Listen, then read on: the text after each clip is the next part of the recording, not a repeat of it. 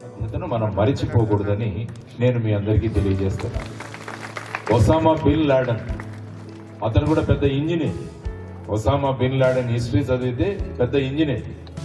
కానీ ఏం చేశాడు? ఫైనల్ గా అమెరికాలో 2 టవర్లు కూర్చాడు. అంటే చదువు ఉంది అతని దగ్గరికి, కానీ సంస్కారం లేదు. విద్య ఉంది కానీ వినయం లేదు. కాబట్టి ఒక టెర్రరిస్ట్ గా మారాడు. కాబట్టి అందులో వాళ్లకు చదువు చెప్పిన టీచర్లు వాళ్ళ పని చేశారు. అంటే ఏది ఎట్లా ఫిట్ చేయాలి, ఏ విమానాన్ని ఎక్కడ కొట్టించాలి, ఇవన్నీ కూడా బ్రహ్మాండమైన జ్ఞానం ఇచ్చారు వాడికి. కానీ బేసిక్ గా సమాజం పట్ల అవగాహన ఏదైతే ఉందో అది వాళ్ళ తల్లిదండ్రులు కల్పించకపోవడం వల్ల ఏమైందంటే ఆ విధంగా మారాడు. కాబట్టి మనం పిల్లలను కేవలం సాక్షరులుగా మాత్రమే తయారు చేసి సమాజానికి పంపిస్తే వాళ్ళు సమాజానికి ప్రమాదకరంగా తయారవుతారు. అందుకనే ఒకసారి సాక్షర అన్న పదాన్ని తిప్పి రాయండి.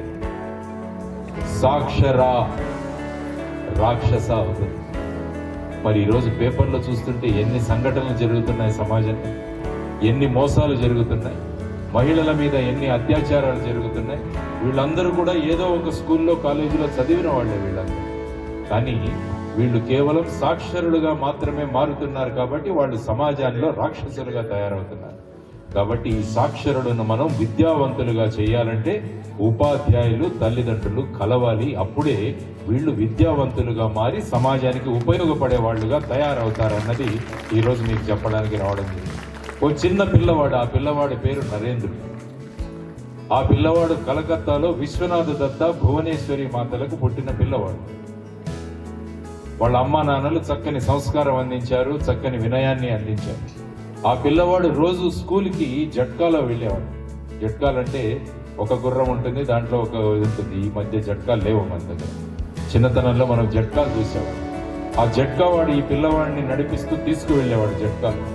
ఒకరోజు వాళ్ళ స్కూల్లో అడిగారు అందరు పిల్లల్ని, మీరు పెద్ద అయిన తర్వాత ఏమవుతారు, పెద్ద అయిన తర్వాత ఏమవుతారు అంటే నరేంద్రుడిని లేపారు. లేపితే నరేంద్రుడు ఏమన్నాడంటే నేను జట్కా వాలా అవుతాను.